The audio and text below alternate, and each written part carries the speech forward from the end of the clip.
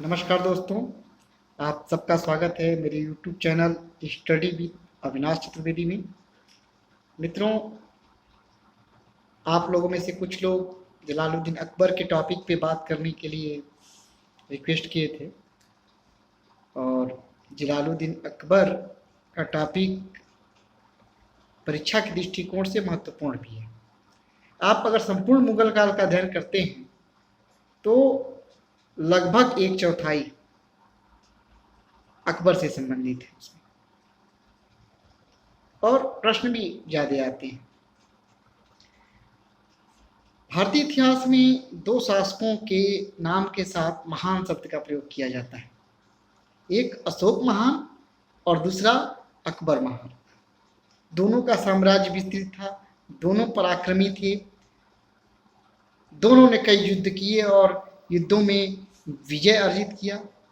लेकिन ये नोट करने वाली बात है कि उनके साथ जो महान शब्द जुड़ा वो इसलिए नहीं जुड़ा कि उन्होंने बहुत सारे युद्ध किए, उन्होंने बहुत सारी विजय अर्जित की, बल्कि इसलिए जुड़ा कि उन्होंने शांति की स्थापना के लिए, धर्म की स्थापना के लिए, धार्मिक समन्वय स्थापित करने के लिए कार्य किया।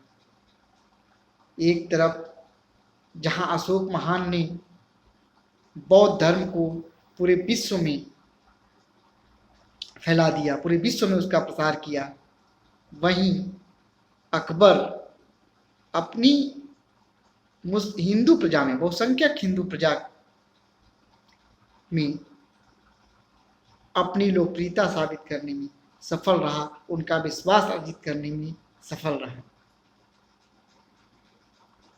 अकबर का अध्ययन करने में हम लोग इसको टॉपिक वाइज बांट लेते हैं। अकबर का, जैसा कि मैंने कहा, कि पूरे मुगल पीरियड के एक चौथाई को कवर करता है, तो हम लोग इसको बांट लेते हैं टॉपिक्स में और फिर उनका हम लोग अध्ययन करते हैं। पहला टॉपिक होगा अकबर के जीवन परिचय से, फिर उसका राजनीतिक जीवन। अगला टॉपिक होगा साम्राज्य विस्तार, इसके अंतर्गत उसके द्वारा किए गए युद्ध। साम्राज्य विस्तार के बाद हम अलग अलग देखेंगे कि उसकी राजपूतों के प्रति नीति क्या थी, उसकी धार्मिक नीति क्या थी और दक्कन के प्रति उसकी क्या नीति रही।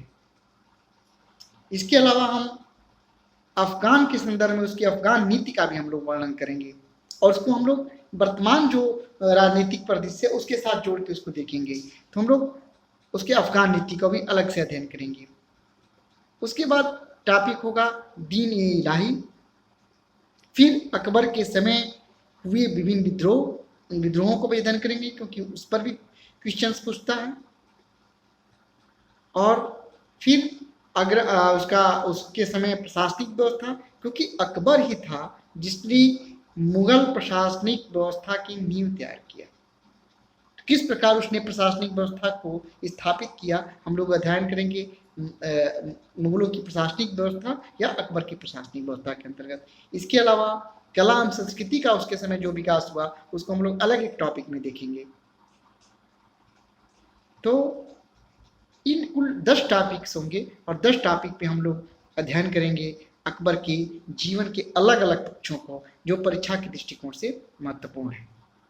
आज मित्रों हम लोग अकबर की सामान्य जीवन परिचय के बारे में जानकारी लेते हैं। अक्सर कुछ प्रश्न आते भी हैं अकबर के जीवन से संबंध में, तो स्टार्ट करते हैं मित्रों। अकबर का जन्म 15 अक्टूबर 1542 को सिंध, वर्तमान सिंध जो अब पाकिस्तान में स्थित है, वर्तमान सिंध के उमरकोट में राणा अमरसाल, जिसको कहीं राणा विशाल भी कहा जाता है, राणा अमरसाल के महल में हुआ था, जहां हुमायूं ने शरण लिया था। हुमायूं शेरशाह सूरी से हार कर दर दर भटक रहा था, भाग रहा था। उसी समय सिंध के में एक शासक राणा अमरसाल थे। राणा अमरसाल ने, जो उमरकोट के शासक थे, हुमायूं को शरण दिया था और उमरकोट में ही राणा अमर साल के महल में अकबर का जन्म 15 अक्टूबर 1542 को हुआ। पूर्णिमा का दिन था। उसका नाम जलालुद्दीन मोहम्मद अकबर रखा गया। हुमायूं भटक रहा था, वो फारस चला गया, लेकिन अकबर को साथ नहीं ले गया और अकबर को रीवा, मध्य प्रदेश में जो रीवा है, रीवा के राज्य के एक गांव मुकुंदपुर एक गांव था, वहां छोड़ दिए, जहां उसकी मित्रता राणा अमर सिंह से हुई। उसके बाद लगभग प्रारंभिक उसका जो जीवन था वो उसके अपने चाचाओं के साथ, उसके चाचा थे खासकर वो मिर्जा अस्करी के साथ उसका भी था। और एक बात बताया जाता है कि जब हुमायूं ने कांधार पे आक्रमण किया तो कामरान उसका एक चाचा था अकबर का, उसने अकबर को जो किला था उसकी दीवार पे लटका दिया। एक तरफ हुमायूं की तोपें आग उगल रही थी और उस पे अकबर को लटका दिया गया। तो अकबर को प्रारंभिक जीवन काफी संघर्षों में बीता। वो शिक्षा दीक्षा उसका प्रबंध 8 वर्षों तक बिल्कुल नहीं हो पाया। बाद में हुमायूं ने उसको 3 शिक्षक नियुक्त किए। यद्यपि तीनों ने उसको शिक्षित करने में सफलता नहीं पाई। उसकी 3 जो टीचर थे, अक्सर नाम पूछा जाता है तो आप समझ लीजिए। पहले हुमायूं ने नियुक्त किया मौलाना मुल्ला अशमुद्दीन को, मौलाना अशमुद्दीन इब्राहिम। फेल हो गया, उन्होंने अकबर को शिक्षित वो नहीं कर पाए, असफल रहे। उसके बाद हुमायूं ने मौलाना बामजीद को भी शिक्षक नियुक्त किया, बामजीद भी सफल नहीं हुए।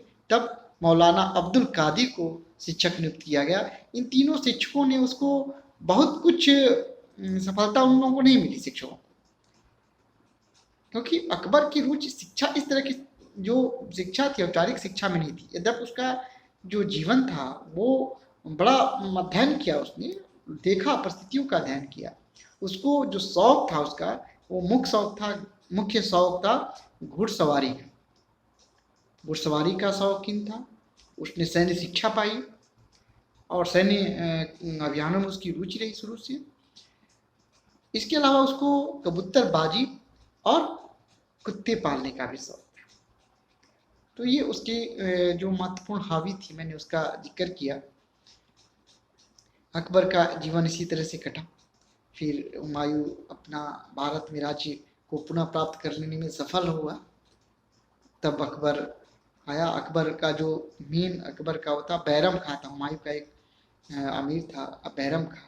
वो अकबर का प्रारंभिक शिक्षक भी एक तरह से कह सकते हैं, प्रारंभिक संरक्षक भी कह सकते हैं। तो बैरम खां रहा।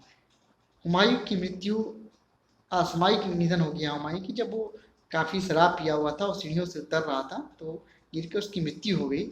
उस समय अकबर सिकंदर सूर से पंजाब में युद्ध कर रहा था। बैरम खां ने पंजाब के ही वर्तमान का जो गुरदासपुर जिला है, गुरदासपुर जिले में कलनौर नामक जगह है, गुरदासपुर जिले के कलनौर नामक जगह पर 14 फरवरी 1542 को बैरम खां ने अकबर का राज्याभिषेक किया। अकबर का राज्याभिषेक कराया मौलाना अब्बुल कासिम ने। मौलाना अब्बुल कासिम ने इसका जो राजतिलक किया। तो इस प्रकार वो राजा बना। उस समय युद्ध चल रहा था उसका। तो उसका जो प्रारंभिक जीवन था वो काफ़ी संघर्षपूर्ण रहा। फिर वो शासक के रूप में काफ़ी सफल रहा और उसने कई युद्ध जीते और काफ़ी साम्राज्य का विस्तार किया। और सबसे बढ़कर उसने मुगल सत्ता को स्थायित्व प्रदान किया और बहुसंख्यक हिंदू प्रजा का दिल जीत लिया। तो हम लोग इसमें देखेंगे उसने किस तरह से जजिया घर को समाप्त किया तीर्थ यात्रा कर को समाप्त किया। जब वो शुरू में कट्टर था, लेकिन फिर उसने धीरे धीरे जब वो समझता गया, राजनीति को समझने लगा और राजनीति को समझता गया, तो उसकी जो कट्टरता समाप्त होती गई और फिर उसका रुझान जो है वो धार्मिक सहिष्णुता पे हो गया और अंततः उसने एक धर्म की भी स्थापना किया जिसका नाम है दीन इलाही। तो हम लोग अकबर की सब नीतियों को अलग अलग देखेंगे, अलग अलग टॉपिक में अध्ययन करेंगे। अकबर का ये सामान्य जो जीवन परिचय था, इससे प्रश्न पूछे जाते हैं। मुझे उम्मीद है आप लोगों को यह एपिसोड पसंद आया होगा।